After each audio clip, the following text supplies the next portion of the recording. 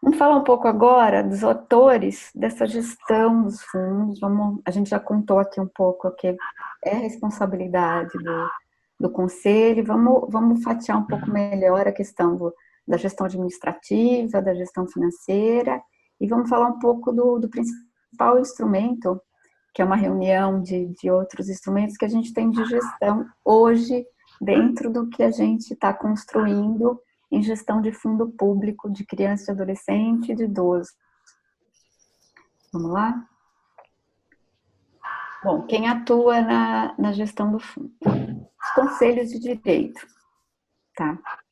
Então, o Conselho Estadual do Idoso, o Grande Conselho Municipal do Idoso, que tem algumas especificidades, junto com o seu órgão, o Conselho de Orientação e Administração Técnica, que é o COAD, eles têm a competência de gerir o fundo, que no caso de vocês está preconizado ali na lei, está bem claro, define e fixa critérios de utilização, desde que respeitados todos os nãos da regulamentação federal ampla. Define prioridades e diretrizes alocativas, prioridades de política pública, prioridade com base em diagnóstico que foi feito da situação da população idosa e da conjuntura que ela tem no momento em que está se fazendo um edital, por exemplo. Elabora plano de aplicação e ação, e é sobre isso que a gente vai falar um pouquinho mais para frente, que a gente entende como nosso principal instrumento de gestão, que é aquilo que a gente tem em mãos para estar fazendo uma gestão dentro das diretrizes dos princípios da administração pública e com diretrizes de transparência e controle social. Faz o controle social do fundo, participando da elaboração das peças orçamentárias. Cuida, de certa forma, do relacionamento com os doadores, ou seja, ajuda a fazer campanha de captação, de recursos para o fundo, pode falar junto com os doadores,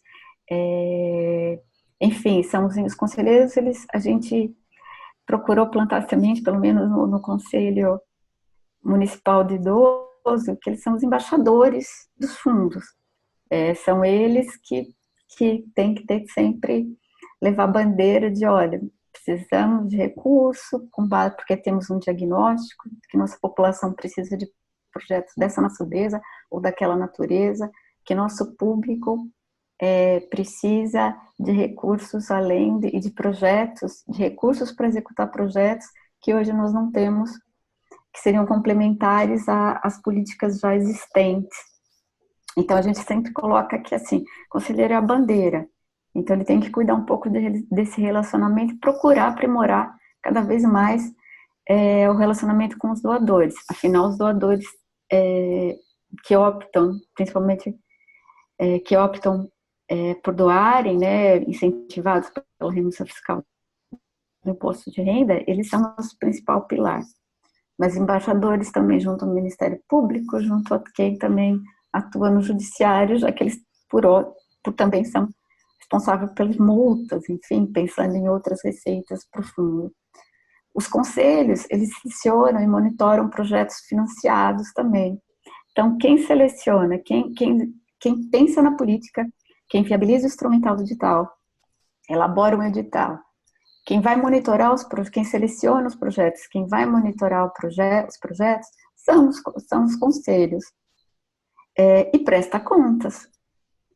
Presta contas para a sociedade também, para em geral, onde é que foram aplicados, como é que foram aplicados, esse projeto funcionou, esse projeto não funcionou. Enfim, é muito trabalho que tem que ser construído. A dinâmica desses trabalhos, os procedimentos, o formato desses trabalhos, eles sempre precisam estar sendo revistos e construídos. Então, é uma sistemática de gestão que os conselhos têm que introjetar no seu dia a dia. A gestão administrativa, que cabe ao órgão que o fundo está vinculado. Basicamente, a gestão administrativa, ela vai ter que operacionalizar, organizar e estruturar o fundo. isso dá trabalho. Além de tudo, prover infraestrutura ao funcionamento do Conselho.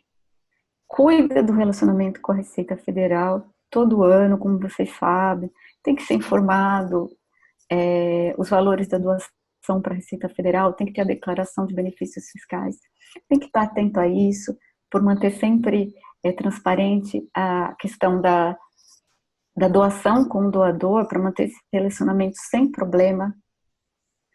É o órgão responsável pela gestão administrativa, o órgão onde o fundo está vinculado.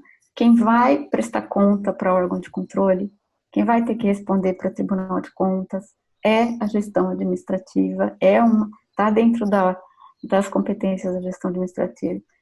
É quem vai monitorar a doação, quem vai falar, olha, de fato o dinheiro está na conta, de fato o dinheiro entrou entrou, de fato, essa pessoa que falou que estava doando para tal projeto, doou, ou essa pessoa jurídica, essa empresa doou para isso. Quem vai estar monitorando essa doação é a gestão administrativa. É a gestão administrativa que responde, celebra e gera os contratos, tanto do conselho como as relativas parcerias do fundo. Então, em última instância, quem assina é o ordenador de despesa, que é da secretaria, ou seja, a responsabilidade de uma parceria recai sobre a administração pública, sobre a gestão administrativa, que essa gestão administrativa de parceria é todo um arcabouço, desde a análise de documento, de regularidade fiscal e tributária das organizações da sociedade civil selecionadas nos editais. É a gestão administrativa que vai ter que nomear um gestor dessas parcerias, tá? Os conselhos, como a gente colocou lá no começo do webinar, eles ficariam dentro do que o Miroski traz hoje, um marco regulatório, eles têm que fazer parte da comissão de seleção, que pode ser formada por outros convidados, por servidores públicos também, a comissão de seleção pensando no edital de chamamento público, e eles são obrigatoriamente, eles têm que formar a comissão de monitoramento, tá? Então, os conselheiros, quem for conselheiro que estiver aqui nesse webinar, tem que fazer parte da comissão, vai ter que fazer parte de comissão de monitoramento dessas parcerias. O que não exclui o monitoramento, que também o marco regulatório da organização civil fala que é da administração pública. A administração pública também vai ter que ter o seu monitoramento. E esse processo todo de comissão de monitoramento e avaliação, formada por conselheiros, para as parcerias financiadas por fundos, ele vai ter que conversar com o monitoramento que a administração pública faz, tá? Então, esse é outro processo que é gestão administrativa, é interface com os conselhos, dá suporte, voltando à gestão administrativa, dá suporte técnico, operacional, jurídico para os editais, para as contratações, faz a contabilidade do fundo a partir das diretrizes da Secretaria de Finanças, presta contas, como eu falei há pouco, tanto para órgãos de controle como para a sociedade também, quando surge, por exemplo, um pedido pela lei de informação, pela lei de transparência, pela lei de informação, ele que vai responder, a gestão administrativa responde, gere documentos e processos administrativos. Então, é um escopo de competência que essa gestão administrativa tem com o fundo, que é grande, que isso tem que ser ponderado quando se cria um fundo. A gestão administrativa, ela é grande, a gente costuma, a gestão administrativa, falar de uma maneira bem genérica, mas a gestão administrativa, ela tem N microprocessos, ela tem N desdobramentos, ela tem N pontos que ela tem que ser muito bem cuidada para um fundo seguir bem, para o fundo ser bem gerido. Bom, a Secretaria de Fazenda fica com a gestão financeira dos recursos, obviamente, né? Orienta e dá diretrizes, como a gente falou lá na questão do orçamento, para as peças orçamentárias, aplica os recursos, orienta e também faz um braço da contabilidade dos fundos. E ela também tem que, cada vez mais a gente tem que trazer perto, isso é uma lição que a gente tem aprendido no que a gente tive na conjuntura do Fundo Municipal de Idoso, que ela tem que estar sempre perto das decisões, né, de gestão, de aplicação dos recursos do fundo, mas também para dirimir as dúvidas que surgem em relação ao fundo, em relação à gestão ampla do fundo. Tem que estar trazendo sempre a Secretaria de Finanças como órgão a ser consultado, como órgão a ser a opinar sobre a gestão ampla do fundo, além da gestão financeira. Bom, vamos falar de algo que é bem importante, que é um instrumento que tem hoje, que tanto tem na resolução de vocês, tanto tem nas nossas resoluções. Os conselhos, eles são a peça que eles têm para materializar a gestão, para deixar registrado, para contar como ele vai fazer a gestão do fundo, é o plano de aplicação do fundo, tá? Esse plano de aplicação de fundo, todo fundo tem que ter, de maneira geral, mas no caso específico, tanto de criança e adolescente como de idoso, vamos colocar que a gente tem que ter. Para chegar a uma construção interessante de um plano de aplicação do fundo, a gente tem que ter aquela receitinha que é ter um plano de ação também prévio ou paralelo a esse plano de aplicação, que ele vai falar, olha, a minha população idosa vai dar um diagnóstico situacional, mesmo que simplificado, do retrato das condições da população idosa naquele momento em que se vai tomar a decisão alocativa do fundo. Tem que, na elaboração do plano de ação, tem que ter sempre o que a administração pública, o Estado já tem de política para idoso, o que o município já tem de política para idoso, para estar sempre preservando o caráter complementar, para não estar duplicando recursos, para estar afinando projetos, para estar sempre dar um melhor resultado, você conhecer bem. Eu tenho certeza que vocês, enquanto conselheiros, conhecem o que já existe de política pública para idoso, mas, assim, um bom plano de ação precisa estar sempre com o status desses programas que já são continuados da administração pública. E, enfim, com base no diagnóstico da população, olha, a população está enfrentando isso,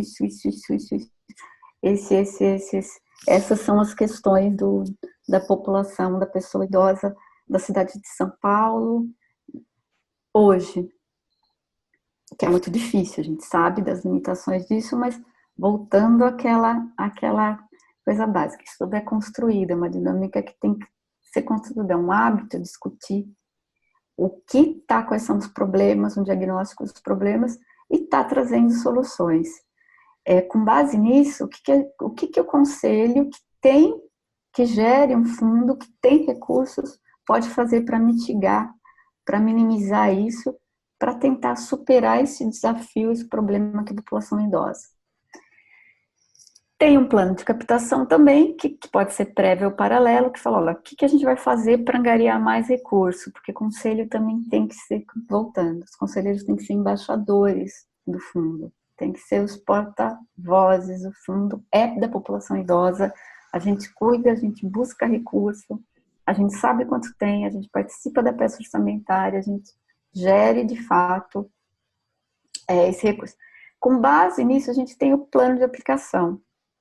Que critérios de aplicação que vão ser usados?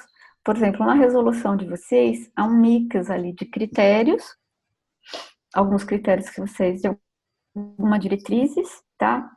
Mas ela, por exemplo, ela não é situacional, ela não chega a falar, olha, em 2020 nós vamos aplicar tanto, em 2020 nós vamos utilizar tanto, tá? A resolução já é um excelente ponto de partida misturando alguns elementos ali. Mas é preciso que se torne uma rotina anual ter um plano de aplicação. Tá? Esse plano de aplicação vai simplificar você dizer que recursos você vai apontar na lei orçamentária anual, o que é que você vai fazer, quanto você vai gastar e para onde você vai gastar. Então, eu acho que do pouco que eu tenho trabalhado com fundo, eu acho assim que diminui problemas informacionais, diminui problemas de planejamento, você ter um plano de aplicação e que a cada ano você vá melhorando.